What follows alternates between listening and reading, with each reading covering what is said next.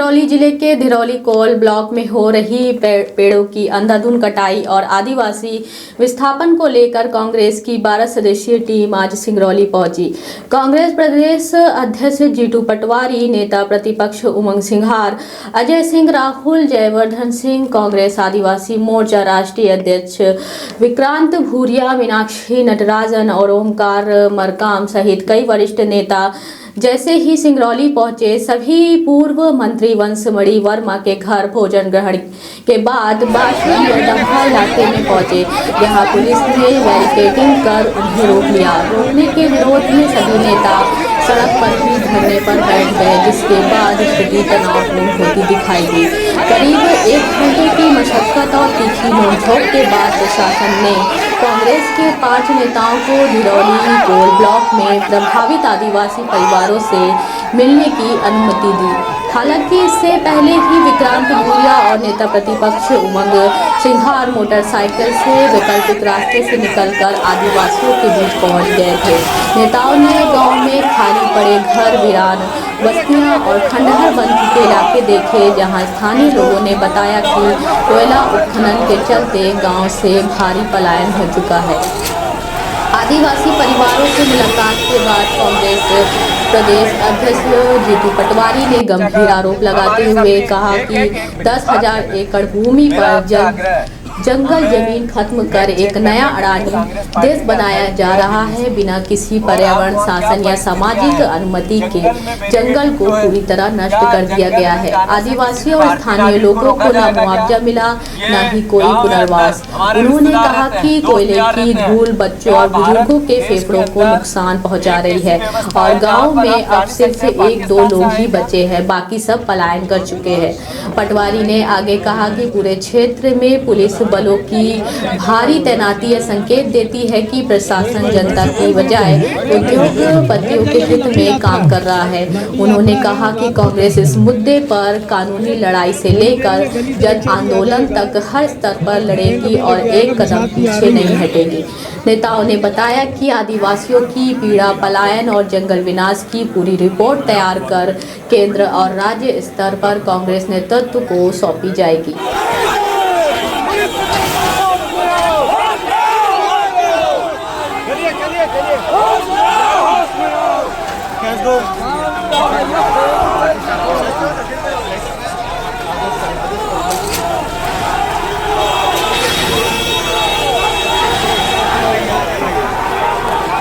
का हमारे सबकी एक मिनट बात करने दो।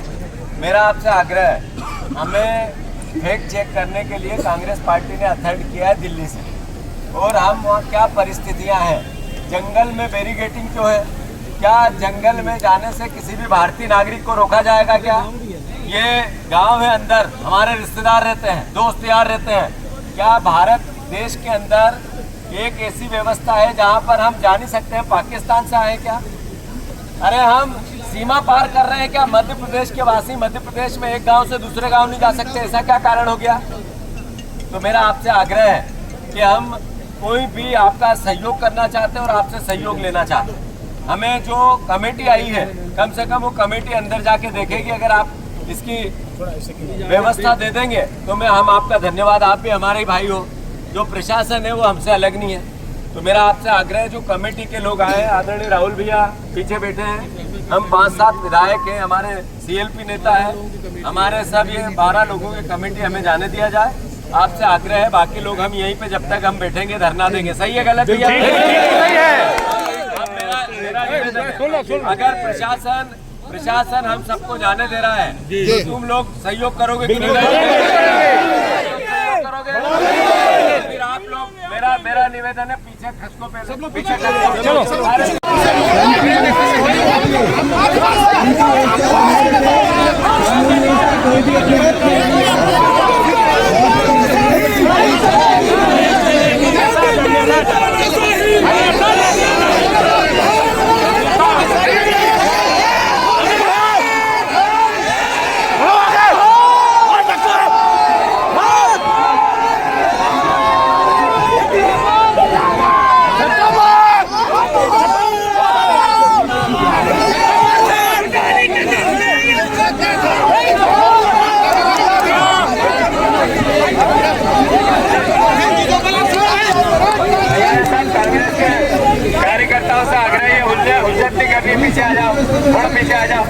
भी पीछे हो, आप भी पीछे हो जाओ।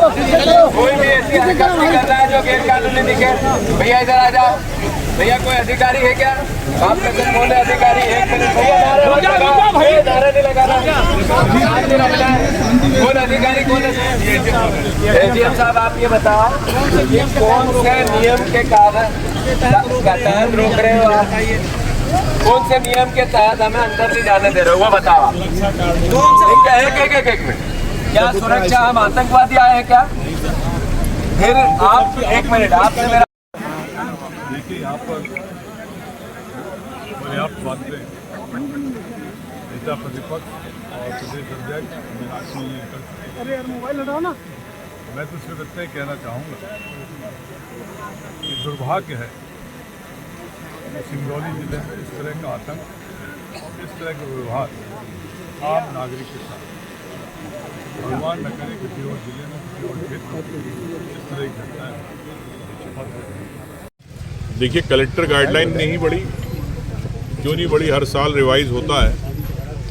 कई गांव के अंदर गाइडलाइन में बदलाव है, तो मैं समझता हूं कि ये भी एक गड़बड़ी है सरकार की तरफ से। सरकार, मोहन यादव की सरकार, बीजेपी की सरकार, जिस प्रकार से आपने देखा पुलिस फोर्स लगाई गई, जिसमें कि हम लोग तो सिर्फ मिलने आए थे उन गरीब किसान आदिवासियों से, लेकिन जिस प्रकार से फोर्स और आपने देखा कि एक किला बनाया गया, इसकी आवश्यकता नहीं थी।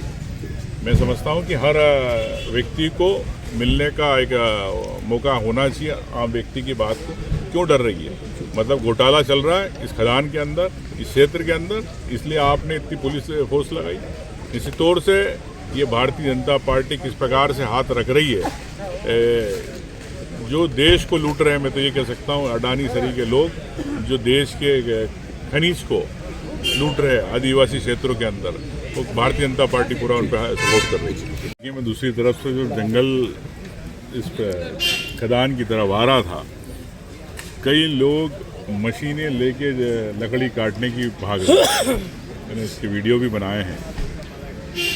ये तो सच है कि चोरी छुपे जंगल काटे जा रहे हैं, जो आपको परमिशन मिली उससे ज़्यादा जंगल काटे जा रहे हैं। स्वाभाविक है कि नरेंद्र मोदी का हाथ है, अमित शाह का हाथ है अडानी पे। एक तरफ नरेंद्र मोदी बात करते हैं कि ऑक्सीजन के लिए दिल्ली में पेड़ लगाते हैं, और यहाँ अडानी के से पेड़ कटवाते हैं। ये इनका न्याय है। और मैं समझता हूँ कि किसान, आदिवासी, अन्य समाज के लोग जो पीड़ित है वो परेशान हैं। मुआवजों को लेके गड़बड़ियाँ हैं, और कई अवार्ड को लेके कई हमने घर भी देखे कि आदिवासियों की ज़मीनों पर घर बना दिए गए, और अवार्ड के लिए उन आदिवासियों को पैसा मिला नहीं और दूसरे लोग पैसा खा गए। निश्चित तौर से हाथी कॉरिडोर को भी बदला गया इस परियोजना के अंदर। तो आप देख रहे हैं कि किस प्रकार से जंगल काट के नरेंद्र मोदी अडानी को कोयले की खदानें दिलवा रहे हैं। निश्चित तौर से कांग्रेस पार्टी ने आज पूरी सभी लोगों ने, जीतू पटवारी, मीनाक्षी नटराजन, विक्रांत भूरिया, जयवर्धन, हेमंत कटारे, हम लोग सब लोग थे, ओंकार मरकाम, राहुल भैया, कमलेश्वर जी। तो निश्चित तौर से हम लोगों ने सब चीज़ें देखी। आज जंगल भी देखा किस प्रकार से काटा गया। इसकी हम एक चरणबद्ध रूप से आने वाले भविष्य में, आने वाले समय में रणनीतिक रूप से हम इसमें कैसे न्याय मिले यहाँ के लोगों को, उसका हम पूरे प्रयास करेंगे। ये कांग्रेस पार्टी की ओर से कहना चाहता हूँ। Thank you. काटे जा रहे हैं या अडानी प्रदेश है। हम कांग्रेस पार्टी की तरफ से फैक्ट चेक करना है कि जो झाड़ कट रहे हैं, पेड़ कट रहे हैं, मोदी जी कह रहे हैं एक पेड़ माँ के नाम। शिवराज चौहान इसी के मंत्री कई दिनों से पेड़ लगा रहे हैं।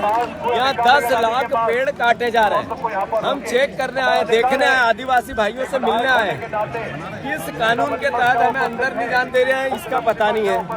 1000 ट्रक इसी सड़क से रोज निकलते, 1000 ट्रक कोयले के रोज निकलते अडानी जी के। आस पास के लोगों को दमा हो गया, लोग परेशान हैं, बीमार हो रहे हैं, बच्चों की पढ़ाई नहीं है, बच्चा खाने के साथ साथ कोयला खा रहे हैं। पर अद्भुत और अकल्पनीय अराजकता है 1000 से ज्यादा पुलिस वाले यहाँ खड़े हैं। पूरे जंगल को कम से कम 5000 पुलिस कर्मियों ने घेर रखा है। परिंदा भी पर नहीं मार सकता। और ये हम लोग पूछ रहे हैं कि हमें केवल 12 जने को जाने दो, सीएलपी को जाने दो, पूर्व सीएलपी को, विधायकों को जाने दो, एक को भी एंट्री नहीं है। 2 गाड़ियों से चले जाए एंट्री नहीं है। यानी ये भारत के अंदर पाकिस्तान बना रखा है सिंगरौली के इस जिले को कि सीमा पार नहीं कर सकते हम। वीजा चाहिए यहाँ का, मोदी जी का वीजा, अडानी जी का वीजा। ये अडानी देश बना दिया, 10,000 एकड़ का अडानी देश बना दिया, वहाँ कोई घुस नहीं सकता है। ये अपने आप में इस देश की वस्तु स्थिति है। मैं समझता हूँ मध्य प्रदेश वासियों, आदिवासी भाइयों, देशवासियों, देखो, समझो, जागो कि किस तरीके से अडानी को देश बेचा जा रहा है। अडानी को किस तरीके से देश बेचा जा रहा है। ये अडानी देश बना दिया, अडानी देश, जिसमें कोई भी आदमी वीजा लेके ही 10,000 एकड़ में अंदर जा सकता है। सही है कि गलत? सही है। हम जब तक यहाँ से नहीं जाएंगे, जब तक हम आदिवासी भाइयों से मिले नहीं, हम देखे नहीं कि कितने पेड़ कटे हैं, हम यहीं धरना देंगे, यहीं बैठेंगे। रात में भी यही रहेंगे, रात में भी। जनप्रतिनिधि अंदर नहीं जा रहा है तो क्या आदिवासी सुरक्षित होंगे? बिल्कुल असुरक्षित होंगे। यही सबसे बड़ी विडंबना है। और अडानी देश में हमें जाने नहीं दिया जा रहा है। ये देश के अंदर, मध्य प्रदेश के अंदर 10,000 एकड़ का अडानी देश बन गया है। वहाँ वीजा लाएंगे तब जाएंगे। और नरेंद्र मोदी एक नया देश बनाकर अडानी जी को सौंप दिया। यहाँ आम नागरिक, देशभक्त नागरिक, भारत का नागरिक नहीं घुस सकता।